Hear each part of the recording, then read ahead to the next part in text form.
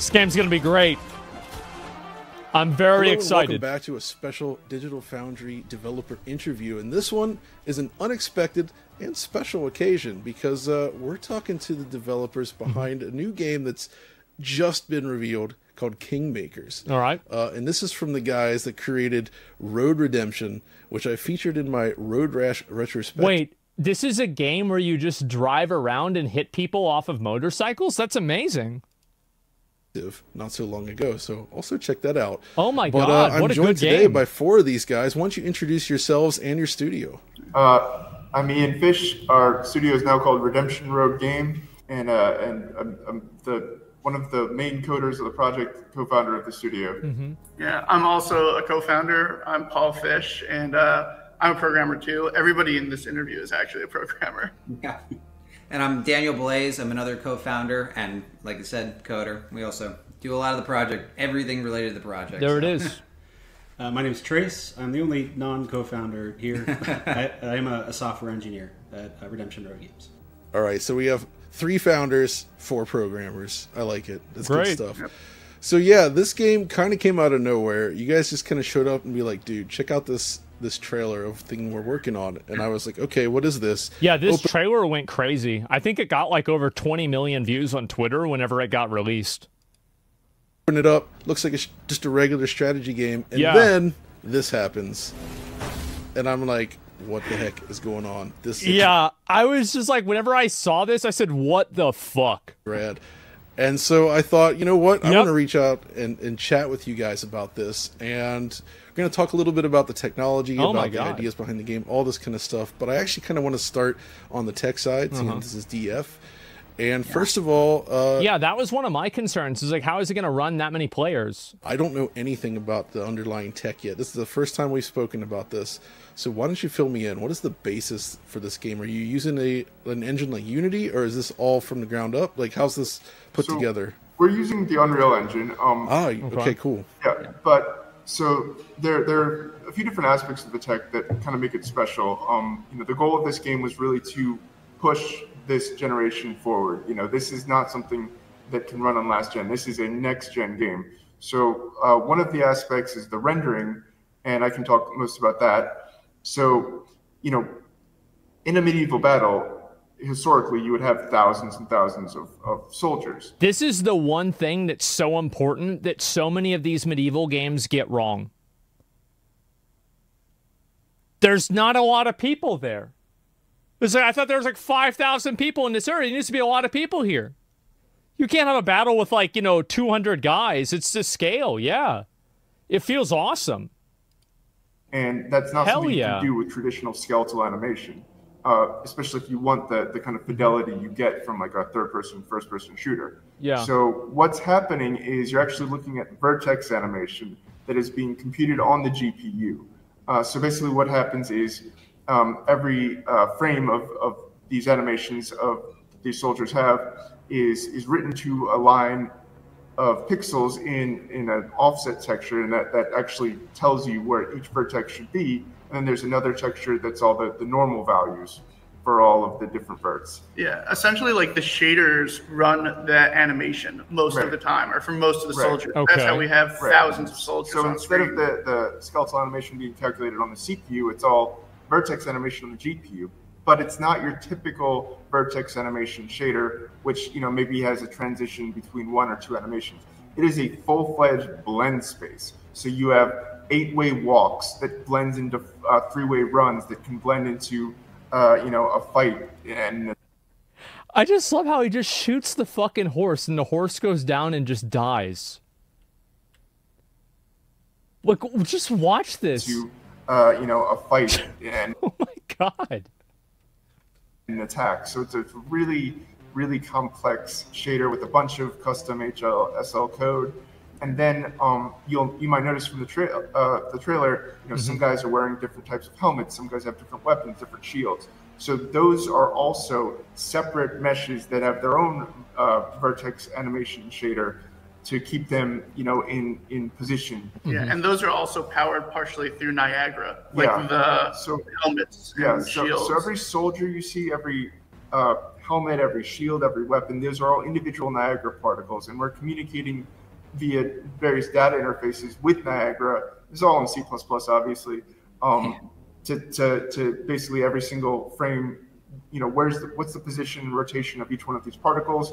We're also piping in, for instance, an integer which defines the color, so you can have 5 teams of soldiers and thousands of different variations, all within a very small amount of texture memory for the offset. Well, how did they end up figuring all this out? But these big companies like Starfield, like my ship blows up if I have like 5 things on the floor. Like, how's that work?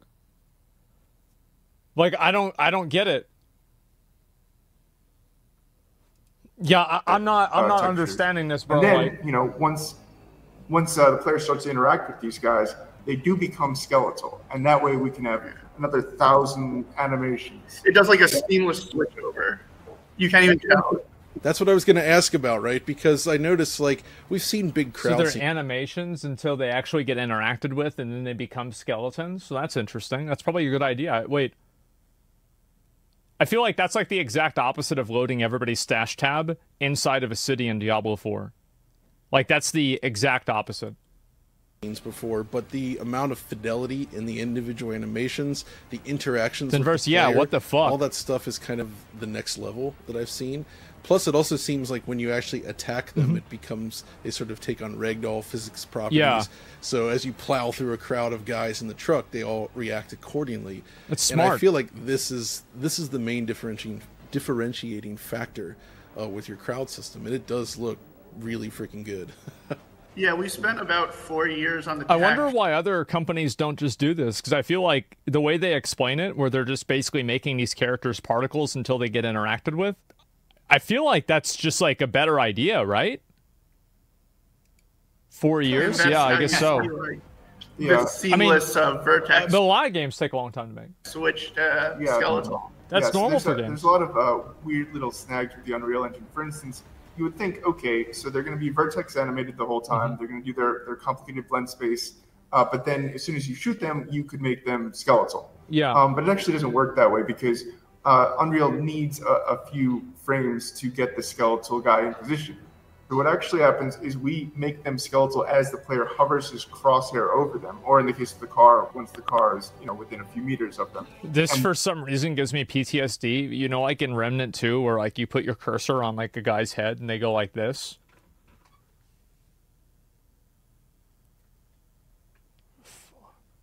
So we're constantly making these guys skeletal under the hood, and it's all seamless. You can't even tell. Yeah, and all the code is like very custom to like seamlessly switch these out. Like we've written our own animator entirely that drives all the animation. Yeah, so there's for every animation you see that's vertex based, there's also a skeletal version of that running under the hood. On those select soldiers, we have a pool of 20 guys that we swap in and out, and the player doesn't have any idea. Yeah, and that's how we can keep the performance so good, so we can run even on lower end systems. Yeah, but, Jesus. So if you compare this to something like Ultimate Epic Battle Simulator, for instance, there are a few things different. One is the skeletal switching, but another is the fact that even the vertex animation is so much more advanced than you'll see in some of these other games, where you have this. That's like another thing that's really important is I feel like in a lot of these big games, every single NPC looks exactly the same. And this game has a lot of variance between individual units and the different types of things that they have, right? So, like, you look at the different color of horses or, like, the helmets or something like that, because it makes it feel more authentic. Whole 8-way walk blend space happening in Vertex, which is not something we've seen before. Right, absolutely. I'm curious, then, how many of these guys, roughly, can you get on screen at once? Yeah. Currently, we are holding it to 4,000 at once. Oh, geez, only 4,000. Yeah, but technically we could probably go higher if we wanted to. We definitely can go higher at the cost of like trade-off of performance, but we're still working on that and optimization. Oh my god! I'm curious, then, how much of the render budget is this eating up per frame? Would you say roughly? Well, a good 4,000 units on the screen. That's insane. Certainly a lot. Processing such a complicated shader is not easy, and it shows up. So, we forgo various things. We're not using Lumen, obviously. We're not using screen space global illumination. We're not using, nanite, obviously, as well. So this is one thing that I think is very good to hear. Because Lumen and Nanite are like the different tools that Unreal has to basically make processing large areas, environments, like dynamically, it makes it better. But like not using it at all makes it even easier. Because nobody gives a fuck about the lighting on the tree. Nobody really cares about this. It's not a real, like, what? Who gives a fuck about this? Like, I want to see a massive fucking army of dudes on horses ride over and all try to kill one Abrams tank. That would be fucking badass. I don't care what the grass looks like. That's not part of it. So, you know, we really, really profile constantly. You're up in the CPU profile or up in, you know, Unreal Insights to make sure. But yeah, it's costly. And well, because they're all vertex animated and they're all actually like the same mesh, that's why it's not that costly, because it's highly parallel. Like that's how we can do 4,000. Yeah, that definitely saves on draw calls. But I mean, the main reason for using a vertex shader is not having to do the CPU skeletal computations. Yeah. So that's another thing that I'm curious about. How does the crowd work in terms of AI? Is it like a swarm-based system, or like how does this actually function in terms of reacting to the player? Well, I'm gonna let Trace talk about this, but probably like aggro radius, right? There's one thing about the AI that I want to say is, you know, if you look at these other, you know, games like Total War, you know, they use pretty simple AI. Like, I mean, you look at this shit, bro. Like, this is so limp dick. This is so limp dick. Like, look at this. They're just sitting around. Like, who does this? Like, what the fuck?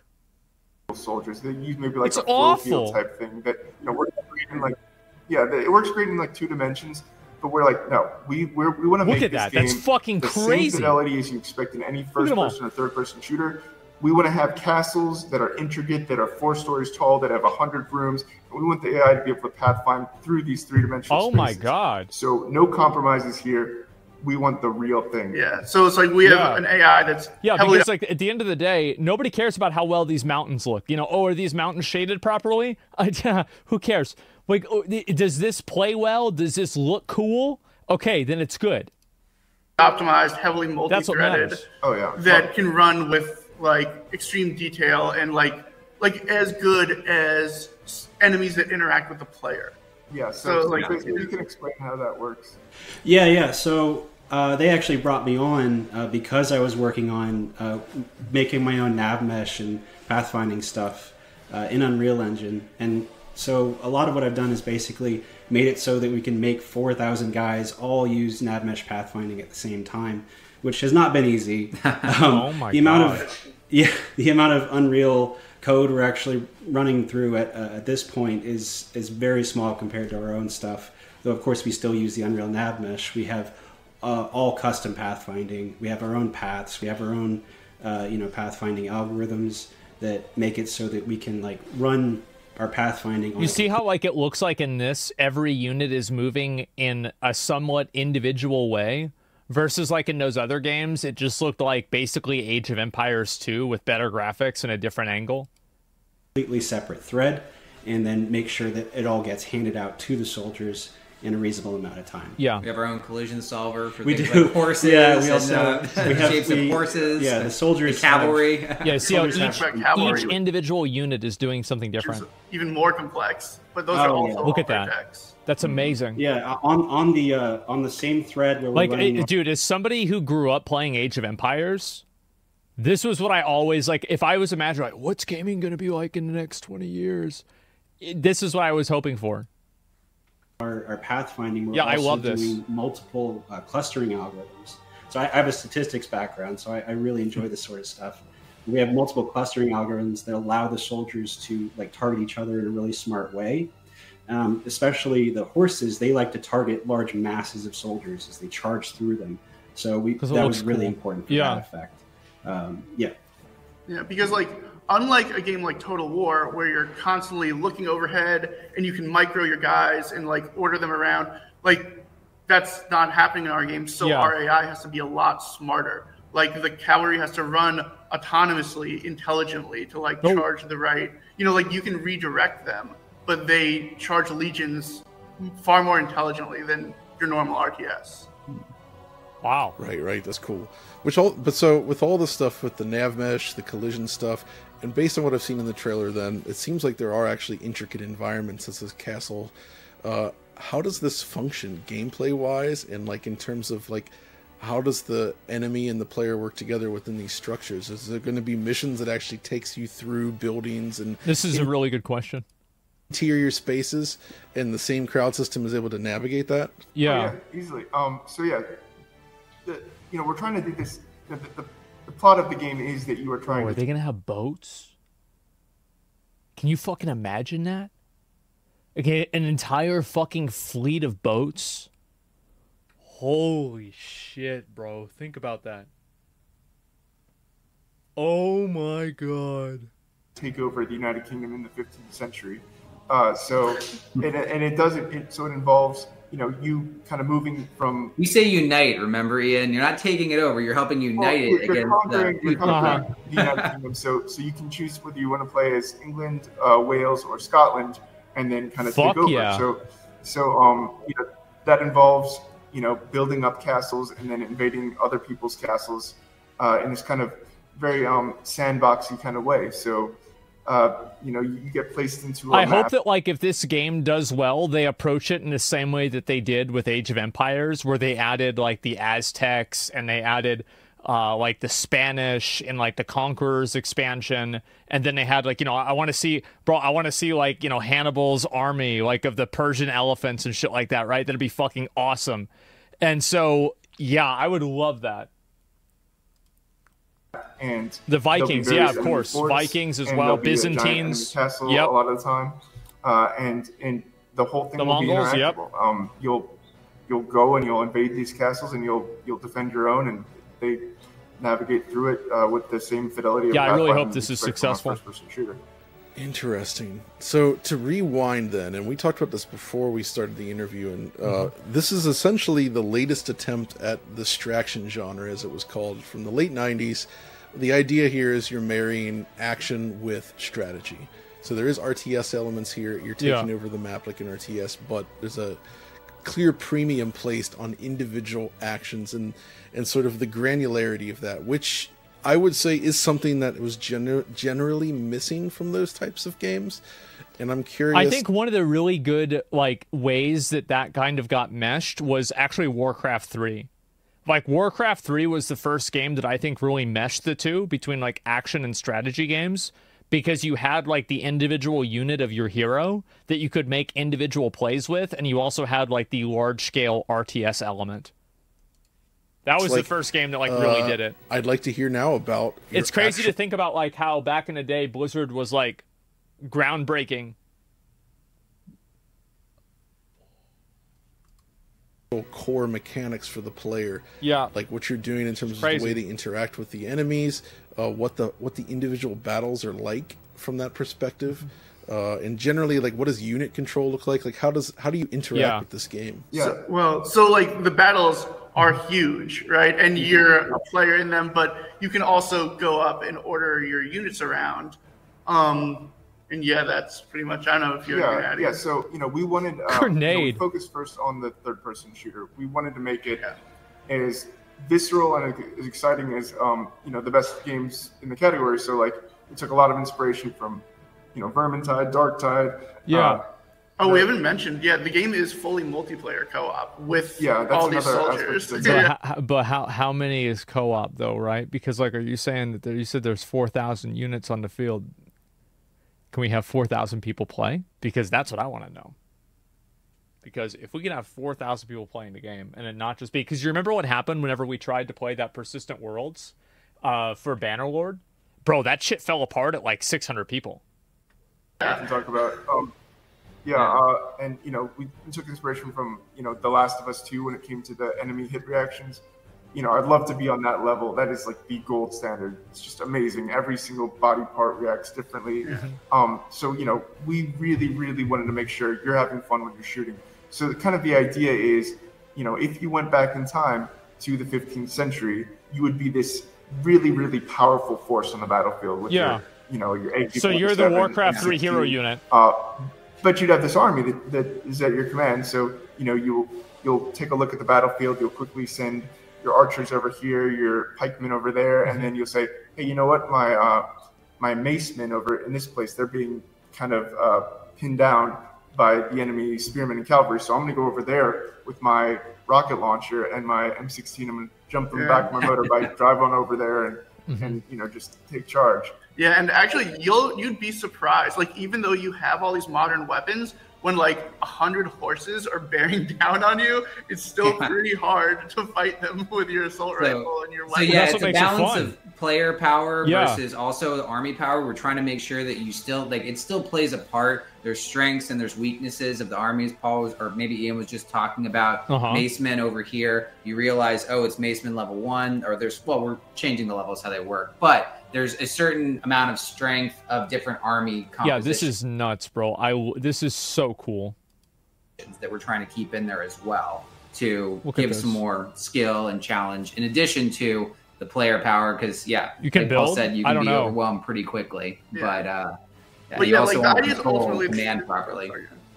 This is ultimately not a game that you're just spend all your time in top-down view. It's more like you go to top-down view to issue orders, and then you're so important on the battlefield that you need to go out there. And like there are even like custom enemies specifically catered to the third person experience that like target you and have big shields, Oh wow. And like archers that, take cover and are trying to snipe you specifically. Yeah, we're spending a lot of time to make sure that the AI is interesting, intelligent, and engaging. That's a huge part of the combat. Yeah, for sure. Indeed, and beyond just the hit I think that's one of the big weaknesses that a lot of these games have. Is like the AI for the games is just so bad. And stuff. I'm looking at the trailer again. One of the things I'm noticing is things like breakable shields. Like he takes a shotgun and you actually see the shield sort of splinter.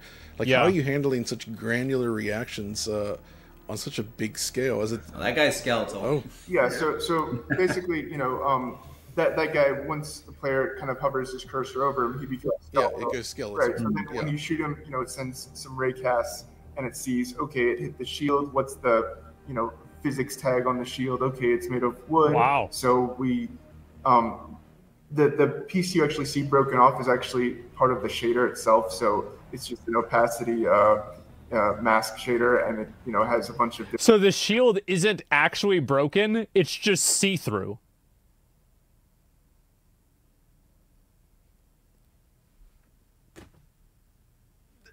And it's like, the thing is that's such a good idea, right? Yeah, that's so good.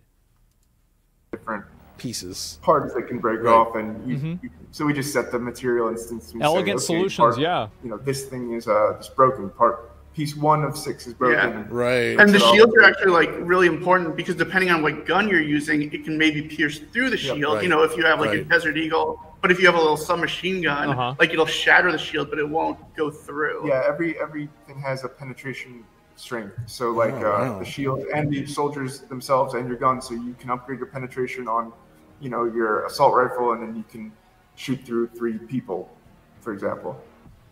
So I feel like that's the overarching message here about the core of the game, is that it's about doing this large scale crowd system, but with granularity that really hasn't been done before. Because we've seen plenty of games with large crowds. That's nothing new. I mean, even on the PS2 I covered last year, there was a game called Ikusagami. I watched that. That had 65,000 troops on screen, but they're mostly sprites, and it's a trick, right?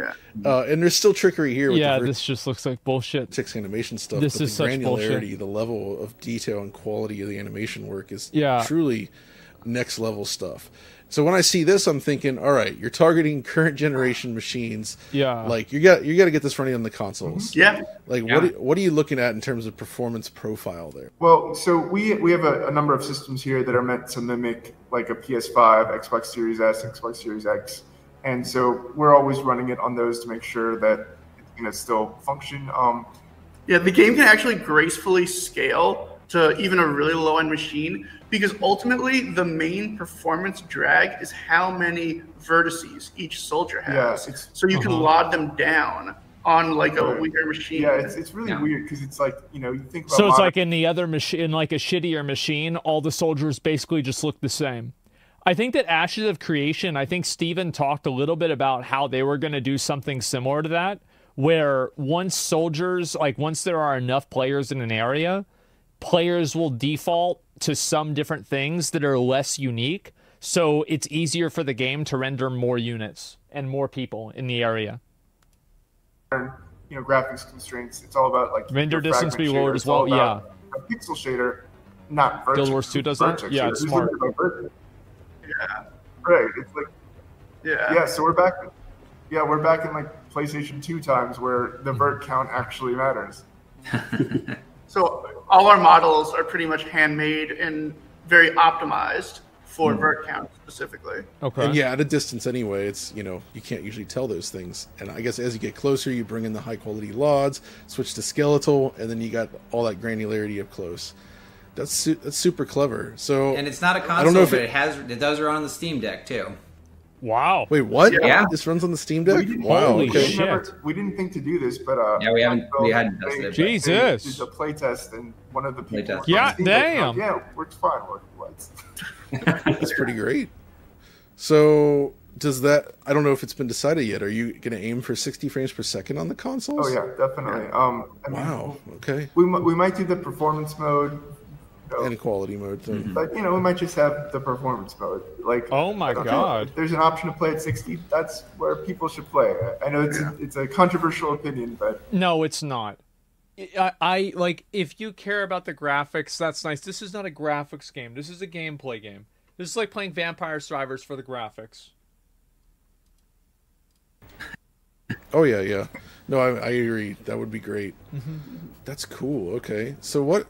I guess the question, what about the actual like map layout design? Because one of the things about Road Redemption is that it was sort of procedural all the way through. Yeah. Is this procedural, or are you actually doing like designed levels, or is it a mix of both? It's a mix of both. Yeah. Even Road Redemption itself was a mix of both. Like, it was procedural, but there were also elements that were like handcrafted. That's usually the way that I think a lot of procedural generation shit goes. Like, for example, like in Diablo 4, where you go down and it's like you're going this way, and then you go around and there's like a stairway, and then you go down and then it's over and then down again, and there's a pathway up at the top where you can look over at the bottom of the stairway. Like, these are like generally like, yeah, you guys know exactly what I'm talking about. It's a tile set, yeah. And so I think that's generally how a lot of procedural generation like that works, is that they have like their own areas that they kind of put in, and then the procedural generation fills in the cracks in between. So it looks like that's probably what they're going to do with this. Right. That kind of thing. I agree. That's why I've seen a lot of it work. For instance, that's like how Starfield works too. It's procedural, but all the chunks are built out very carefully. Yeah. So. Yeah. I really like that game.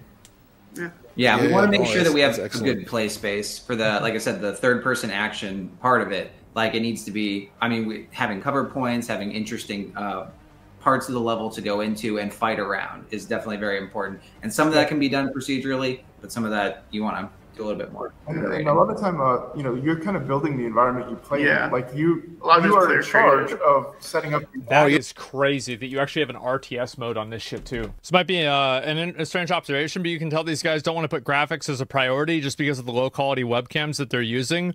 Nothing is fancy 4K depth of field. That's because people care about graphics, but people don't play a game because of graphics, and they don't stay playing a game because of graphics. Like, a lot of games have nice graphics, but like, how long is that going to matter? Yeah, structures. Yeah, and walls and all that. Like, you control the choke points to try to make it so you can hold against the overwhelming force. Yeah, so you build like an armory, and it's like this 3-story structure that now becomes a play space when the enemies invade. Okay, and what about single player? There's like a whole campaign. Yeah. So it feels like there's a story here with ridiculousness. Single player and co-op are both campaign. Like, it's the same campaign that like people can join you. Right. So it's a big like we said, the idea is you go back in time, 15th century. It's this kind of tumultuous period. Right before the 100 Years' War. Well, I shouldn't say before. I should say in the middle of the 100 Years' War between England and France. So, in the 14th century, you have the Black Death, and that kind of interrupts the 100 Years' War. And then Henry V kind of restarts it. He wants to take over. He wants to get their territory back from France that they feel like they have a right to. And he actually wants to claim the throne of France from Charles VI. There's a Shakespeare play called Henry V. It's incredibly inaccurate. In the play, it's like, oh, this guy insulted me. I'm going to go take over France. No, that's not how it was. They wanted France. As soon as he was born, he's like, I'm taking over France. Yeah. So you have Henry V, wanting to take over France, but also wanting to keep the peace in the United Kingdom.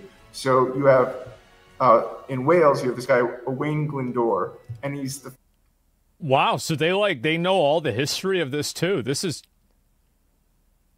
actually pretty cool. What the fuck? First person to try to gain independence for Wales in 200 years. So in real life, he actually did. He actually succeeded and had this really, really powerful rebellion that was eventually defeated by Henry V. And then in Scotland, you had King James I. Now, this isn't James Stewart, the famous King James I, who succeeded Queen Elizabeth. This was James I that nobody's ever heard of. You can barely find anything about him. And basically what happened to him was he was on his way to France to escape his uncle in Scotland, where he was kidnapped by pirates, who was then sold to Henry V, and was basically kept as a hostage in England for 18 years, kind of like a Theon Greyjoy from Game of Thrones.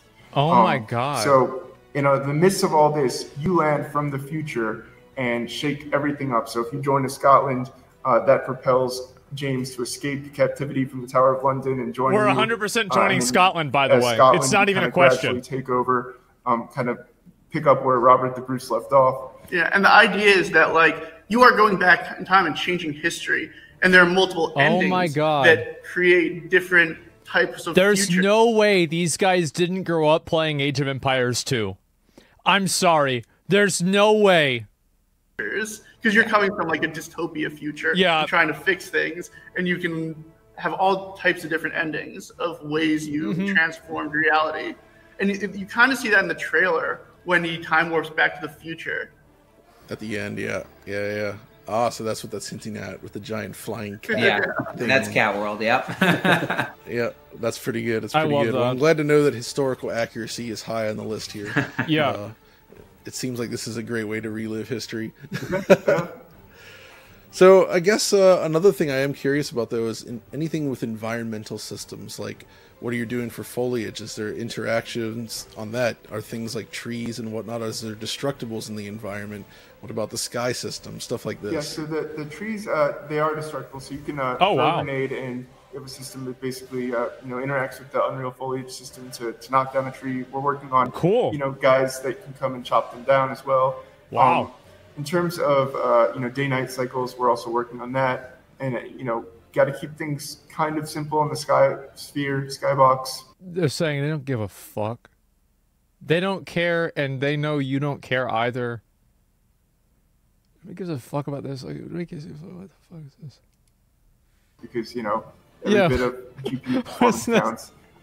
And same for the shaders when it comes to you'll get into a map and it'll be autumn environment or winter environment. Yeah. And a lot of games will kind of have a single shader for a tree, for instance, and you set some material parameters to make it winter, make it autumn. And if you actually open up those shaders, you have all this branching, this dynamic branching, but that doesn't work. In Unreal, dynamic branching doesn't actually save you any GPU performance. It's not quite obvious, but if you look at the HLS... This is, again, they're only talking about this game in context of performance. Is this possible? Code that it compiles into, it just does everything.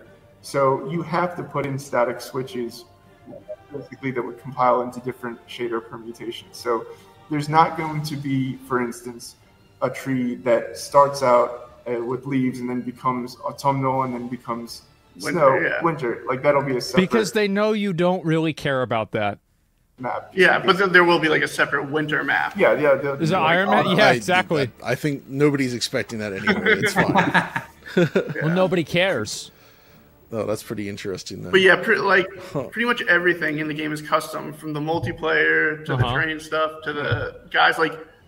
We've had to do so much because we're trying to push so many boundaries. Yeah, really. It's just all custom code. The multiplayer code itself is an insane thing because if you think about if you think about a game like Total War or StarCraft, where you have hundreds of units or thousands, that's based usually on this deterministic system where everything's in lockstep and you're just sending inputs. Yeah, but that doesn't work so well when you're in first person or third person because, when you start shooting, that's like not in the lockstep. Yeah. So we have a custom system that does it. And basically how it works is that the soldiers closer to you are receiving updates more often, which is pretty common, and the ones further away from you are receiving updates less often. Well, that would make sense. But it's 4,000 soldiers.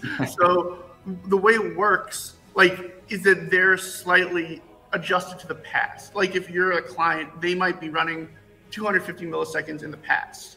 Right. But as soon as you go and engage a soldier, like you shoot a soldier, the client tells the server that's taking control over these soldiers and have them rush you. So the ones So basically, every soldier is cosmetic until it matters.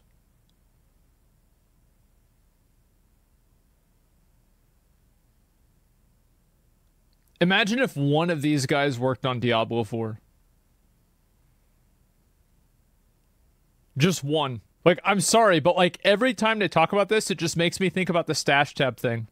And as I said, I think that the guy, Joseph, the guy that said that about the stash tabs, I think he knew it was fucking stupid, and he leaked it because he was so fucking tired of hearing about it being a restriction, and people in the development team thought it wasn't that serious.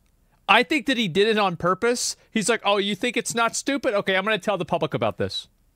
He wanted the backlash. I bet he did. Thank God for that. He was right. Are happening in real time, and it's just handed off to the client to manage those. So how many players can interact at once in this? Is it 2? Right now it's 4 players. 4. But that's mostly limited because we want the game to be player hosted. We want players to be able to run with the servers. That's good. In the future we might jump onto dedicated servers like we did with Road Redemption, but we want this game to be something that you can play forever. You're not depending on us to run the 20 servers. years if our servers shut off. Sure. No, that's great. I appreciate that future look. So that means, let's say you have 4 players, kind of all. So that means the game won't be online only. I mean, then how are you going to be able to play it? Somewhat close. Yeah, I don't understand. But not exact, but close enough where they all start shooting. Yeah, how's that supposed to work? Of crowds. It starts to feel like that would be pretty messy to deal with in terms of managing what you're sending, right? Because it is, but it's not exactly because it's server authoritative what the soldiers are doing. It's only when soldiers pull to target a client, then they will come and then the client will take control of them. But it really works pretty well because the AI is set up with specific players that it's targeting. So when the AI decides I want to target this guy, it can tell the client, or the client can tell the server, and it can hand them off. And you can't tell it's so if there's shaders, I guess what probably happens is that there's a circle around the player character, and then the circle around the player character probably makes those characters turn into skeletons so you can have collision with them. Because I don't see how you could have collision with a shading graphic. Maybe you can, but I'm assuming that's probably what happens. There's sort of granular interactions with your other players. If they're shooting a guy that's however many meters away from the player, and they're engaging them in close combat, will you actually see that stuff playing out smoothly? Yeah. We interesting. That's cool. These are kind of rare events. Obviously not rare, but not every single millisecond. Right, sure, but they will happen. Yeah. So basically, what happens is because it's a rare event, we can send an RPC for something like that anytime you shoot. And obviously, if you're experiencing it, you're going to get a little bit more detail of what's happening. You'll see the individual body part reaction, but we'll probably send some of this stuff. And we do send some of this stuff as pretty simple, unsigned int 8s of the different body. So they'll see a simplified version of the shot, but they don't care. They're focusing on the guys they're shooting. Yeah, but it doesn't look crazy. It does work well. Yeah. Okay. You mentioned the lighting. Yeah, this game is sense. fully real time. Can you talk a little bit about that? Yeah, it kind of has to be because everywhere you go, there's so many soldiers casting shadows. Yeah, this is true. Just baked it would be bizarre. Yeah, I mean, I think. Well, a mix of the two, but you know, yeah. Right. Well, wait, so did he just shoot the officer in the head? He killed the officer, and then as soon as he killed the officer, the other soldiers started running away? Did you guys notice that? The reason we're not baking is, like, number one, you know, it's a giant outdoor environment, so light map would just be... it would be a huge light map, wouldn't it? Yeah. But also, like, when you place the individual structures, there's not really a way for Unreal to kind of include a mini light map into a blueprint, into a prefab. No, that's object. true. That's true. So that you know, that kind of makes it difficult. So, like, theoretically, we could have light maps baked into the buildings that... Yeah, no, you're right.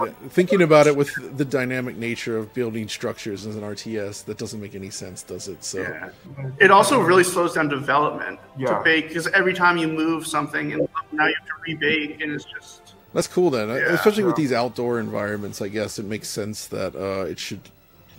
you don't have a lot of challenging indirect lighting scenarios outside of maybe some of the castle areas, so it should look pretty good, and it does look good in the trailer. It's, you know, we only have one shadow casting light source. You know, the sun, and then we have a lot of non-shadow casting lights within the different buildings, different spotlights and point lights, with very limited distance. That, you know, gradually kind of fade out as you go far away. I suppose that can be adjusted as well based on machine specs. So you can pull in the lights a little bit if it's a little heavy. I do have one more treat here for the viewers, though. This didn't come up during the normal interview, but after the fact, they shared some footage of War Era, which is what Kingmakers was called early in development.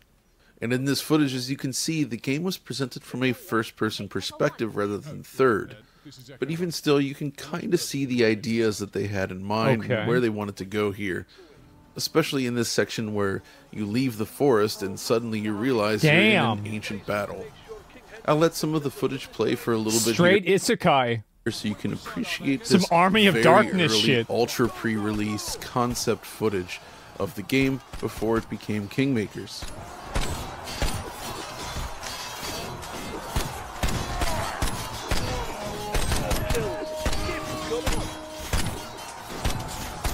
Oh my god. Just with the fucking... What I found interesting about this footage is how you can see while the ideas exist, the actual interaction between the player and armies feels very small scale compared to where they go with Kingmakers itself. You're basically limited to just picking off random troops. He killed an ally. King Henry is under attack. Weapons. Right, sorry. Oh my god. Bro's pay to win? Yeah, this guy used the in-game shop. Okay, guys, this all sounds really awesome. Like, I really appreciate you guys reaching out to share this early, because it was not something I had on my radar, but it looks like a heck of a lot of fun. So I'm eager to check it out when it finally hits, and I guess you guys will be sharing more about that soon enough. But in the meantime, where can everybody go to check out more info on the game? Probably the Steam page. The Steam page has a trailer. It has, you know, descriptions of the game. It has some GIFs. Yeah, we're going to be active in the community hub discussion forum. And, you know, my phone number is all over Road Redemption. And it's my actual cell phone number. So, you know, I know we can just call that. Yeah, so we're probably going to include something like that in this game as well. Oh, God. Phone number, because it's really great to get feedback from so many people about the game. And you can decide to change things based on it, you know? Yeah, Might be something like the bat phone, though, in the office. Yeah. I get a call or text pretty much every day. And I have for the last, like, 5 years. All right, guys. Well, anyway, that's enough for me for now. So thank you for everyone. Firstly to you guys for joining me here today. And, of course, thank you to everybody watching. And we'll see you next time. Man, this was awesome. Holy fuck. Like, I mean, a lot of this, I feel like a lot of it was, like, extremely technical. So, like, maybe some people might not have been, like, super, like, understanding of what was going on. But it's good for me to hear them say in all of these other different ways, we don't really care about, like, the way that the trees look. We don't care about the skybox. And we know you don't either. And so we just, the light, it's the sun. No, there's no dynamic lighting. I mean, no, it's just going to take up a lot of space. Nobody cares about that. Like, it's just a fucking game. But there's 4,000 fucking people on the screen, and that's crazy. Even if I didn't understand anything, I could know that they knew what they were talking about. Yeah, I mean, really. Performance is the best? Yeah, performance matters the most, man. It really does. Like, give the video a like. This is the first interview that I've seen of these guys, so shout out to Digital Foundry for doing this. I had no clue. Yeah, there it is. He looked passionate? Yeah, bro. And especially whenever this dude just started fucking going off on the history of the game, or the history of like the different events in the game. That was crazy. It's very, very reassuring to hear that, man. It is very reassuring. Yeah, I really hope this turns out amazing. Yeah, I'm really excited for this game. Whenever it comes out, I'm going to play the fuck out of it. I'm really, really hoping it's going to be fun, man. Devs are invested. It's a good thing. Yeah, exactly. The history was legit to hear. Well, it's like, it's not like it really matters a whole lot, but it's a good reference point where you're like, okay, these guys actually give a shit. They actually know what they're talking about. They're not going to try to like change things for some modern audiences thing. They're going with the real history, and this is what actually happened. These are the characters. They understand like the secondary events, the people that led up to the events. Like they really get it, you know? They're adequately nerdy. Yeah, there it is. So yeah, I'm really happy to see this. I'll link you guys the video again. Give it a like if you liked the video. This was amazing.